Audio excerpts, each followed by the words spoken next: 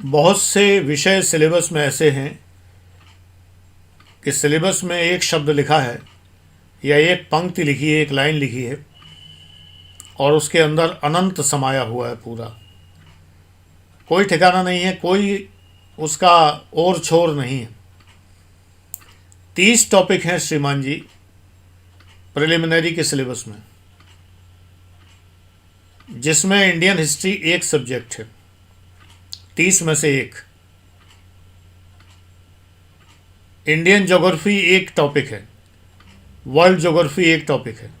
अब Indian history में 3 तरह की हिस्ट्री है, एंशियंट, मेडिवल, मॉडर्न। ज्योग्राफी में फिजिकल ज्योग्राफी, इकोनॉमिक ज्योग्राफी और ह्यूमन ज्योग्राफी, जिसे सोशल ज्योग्राफी के नाम से चिन्हित किया गया है।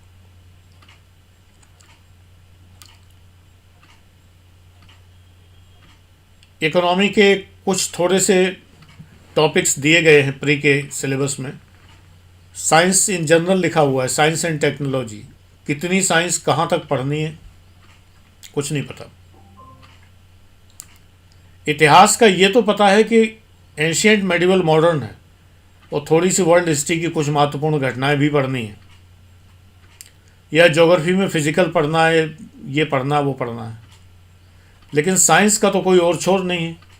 फिजिक्स, केमिस्ट्री, और केमिस्ट्री में inorganic, organic, physical, analytical, agricultural chemistry, bio chemistry, 6 तो केमिस्ट्री हो गई। Mechanics, optics, acoustics, heat and thermodynamics, magnetism, electricity, electronics, आजकल तो biotechnology, genetic engineering, computer science, cyber science, इतनी सारी चीज़ें हो गई। और बायोलॉजी में तो जूलॉजी और बॉटनी, और जूलॉजी के अंदर बहुत कुछ और बॉटनी के अंदर बहुत कुछ।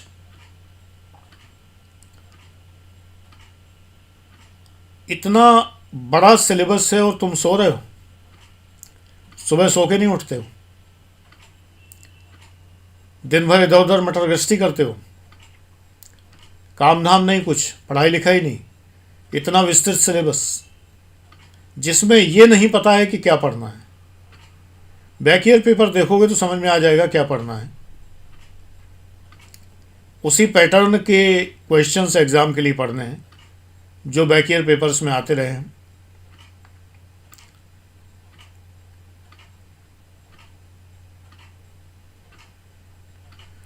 सबसे बड़ी बात, क्या छोड़ना है। Only a topper knows what to omit. केवल टॉपर जानता है क्या छोड़ना है, वो टॉपर मैं हूं। इसलिए मैं समय समय पर बताता हूं कि ये नहीं पढ़ना है। ज्योग्राफी में बहुत सारी डेफिनेशंस, बहुत सारी थ्योरीज, ये सब नहीं पढ़नी। इतिहास में बहुत सारे मतभेद, जिन बातों पर विद्वानों मतभेद हो उसे छोड़ दो, एग्जाम में नहीं आएगी, गारंटेड। अगर आ जाएगी तो एक आध क्वेश्चन छोड़ देना, कौन सा फर्क पड़ रहा है भाई। मेरिट अगर बनती है मान लो 60% पे, तो 100 में 40 क्वेश्चन तो गलत हो तब भी तो निकल जाओगे। या अटैम्प्ट नहीं किए, नेगेटिव मार्किंग है भाई, तो 100 में 40 अगर अटैम्प्ट नहीं किए तब भी तो निकल जाओगे। प्री की बात कर रहे हैं तो एक क्वेश्चन ऐसा छोड़ देना, उसके पीछे इतना पढ़ने की जरूरत क्या है। थॉटफुल क्वेश्चन पढ़िए, वही क्वेश्चन एग्जाम में आते हैं। Thought and thought and thought, वही थॉट मैं अपने सारे बैचेस में पढ़ाता हूँ। TX बैच कहने का टेस्ट सीरीज बैच है, पूरा सिलेबस बैच हुआ जा रहा है, वीडियो बन रहे हैं उसके अभी भी। एकदम से उसके अंदर इतने पॉइंट्स भर दिए, इतने सारे फैक्ट भर दिए मैंने, जिसकी कोई सीमा नहीं। मैं फालतू में प्रश्न करके फिर 3 फर्जी उत्तर, गलत उत्तर बताऊं, फिर एक सही उत्तर बताऊं, ये सब टाइम वेस्टेज नहीं करता। डायरेक्ट सीधा आंसर, सीधा आंसर, सीधा answer, question answer, question answer, बड़ा पड़ा है। और साइंस एंड टेक्नोलॉजी तो नए नए तरीके से पढ़ा रहा हूँ, जिसमें स्क्रीन पे दिखाई देता है, टाइप्ड सारा प्रिंटेड मैटर दिखाई देता है। एक ये भी सुविधा हो गई।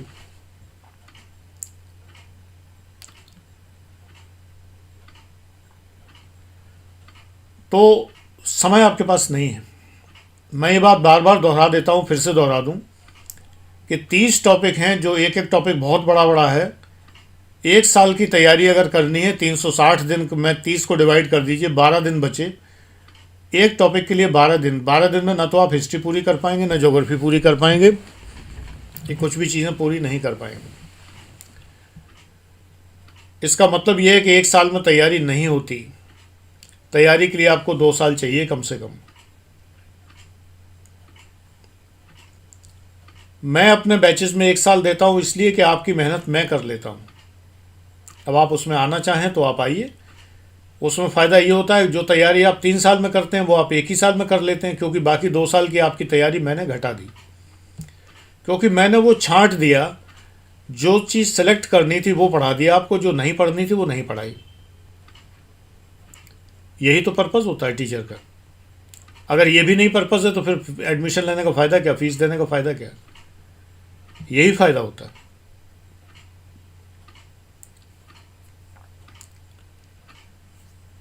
दूसरी बात यह है कि एग्ज़ाम के लिए आपको एक्सपेंशन और कॉन्ट्रैक्शन दोनों चीज़ आनी चाहिए। कंप्रेशन,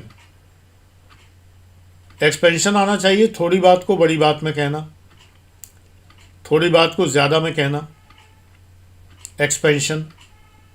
कंप्रेशन आना चाहिए, ज़्यादा से ज़्यादा को थोड़े में कह देना। ये दोनों चीज़ें मैं सिखाता हूँ।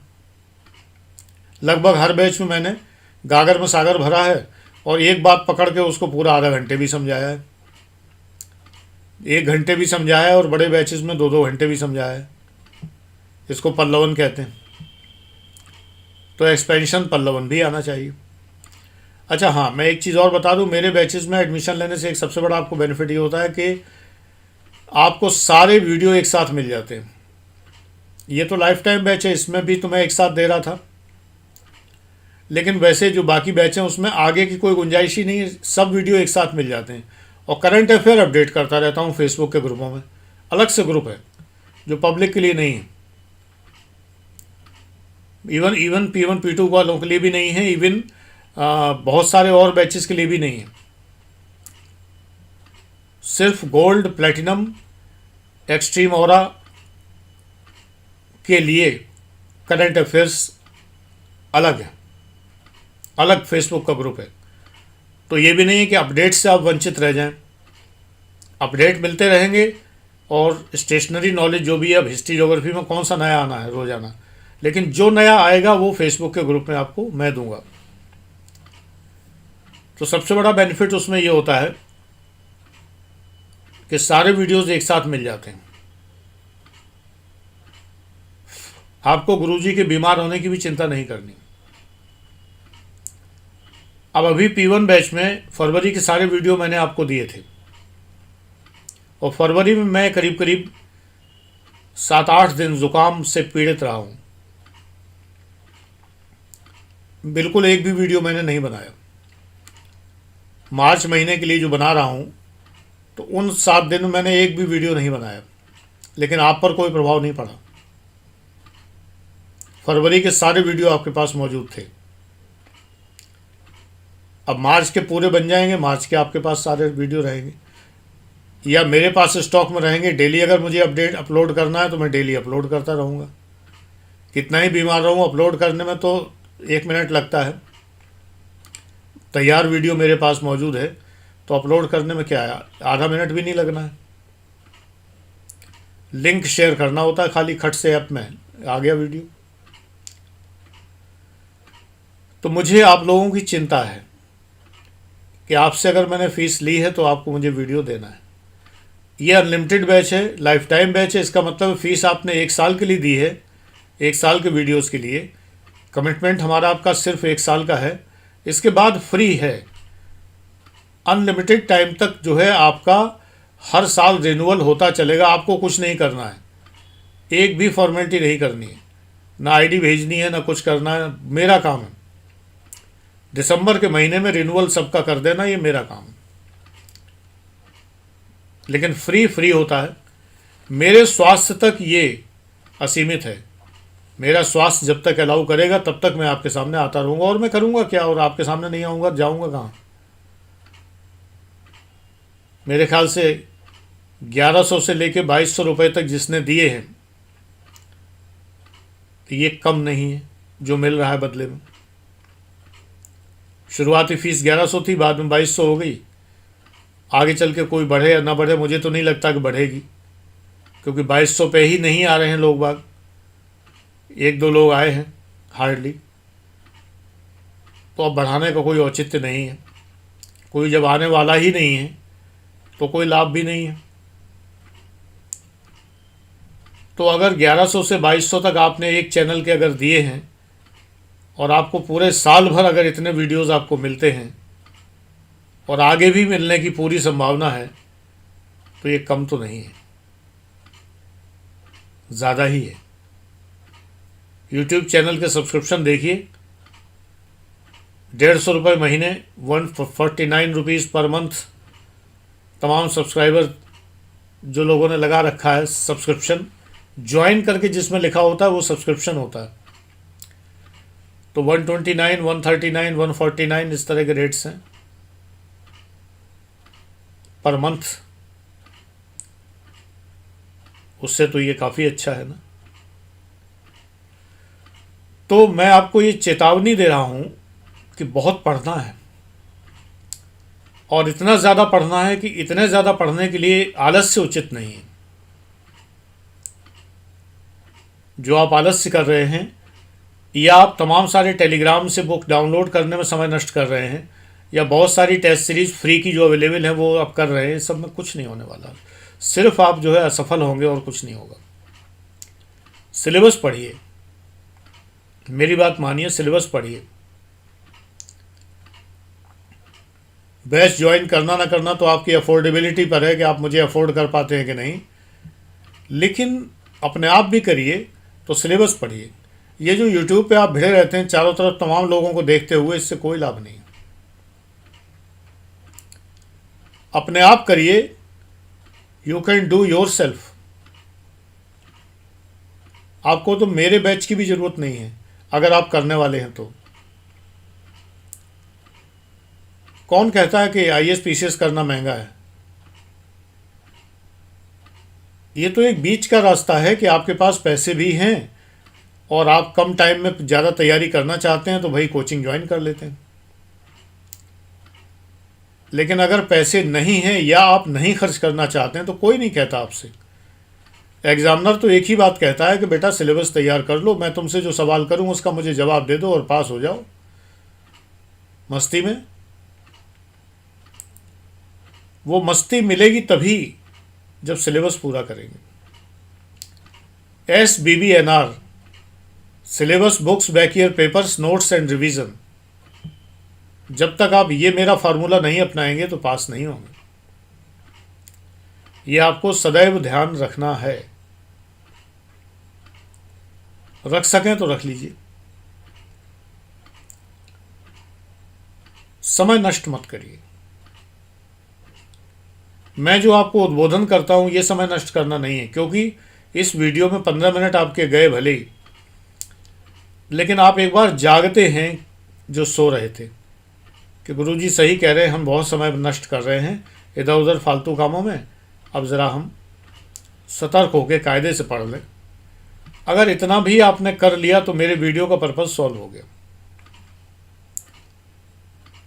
वीडियो का पर्पज़ यही होता है।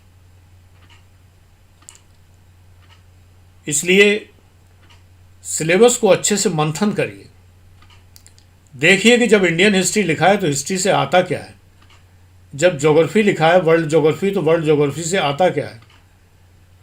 अच्छा, इस मंथन में अगर आपको 2 महीने भी लगे तो ये 2 महीने सार्थक हो गए। और मेरा एक सूत्र और याद रखिए कि तमाम एग्ज़ाम आप जब देते हैं तो किसी में भी पास नहीं होते, ये ध्यान रखिए। आपने IAS भी भर रखा है, PCS, UP, MP, Rajasthan, Himachal, फलाना ढिमाका सब भर रखा है, SSC रीजनिंग वाले एग्ज़ाम्स भी भर रखे हैं, तो आप किसी में पास नहीं होते। एक नेचर के एग्ज़ाम्स के फॉर्म भरिए, IAS भरिए तो PCS भरिए, एक आध स्टेट का ही भरिए, नहीं तो हमेशा यही होता रहेगा, किसी का एडमिट कार्ड आ रहा है, किसी का एग्ज़ाम है, किसी का रिजल्ट आया तो मुंह सुखाए बैठे हैं कि पास नहीं हुए, किसी का कुछ है, किसी का कुछ है। और अगर पास हो गए तो फिर किसी के मेंस की तैयारी है, किसी का प्री भी नहीं हुआ अभी। ये समस्या है। तो मेरी इन बातों को ध्यान रखिए, ये बातें कोई दूसरा बताता नहीं है, इसलिए मैं आपको बता रहा हूँ। God bless you. बुद्धि दे भगवान, आपको सद्बुद्धि दे।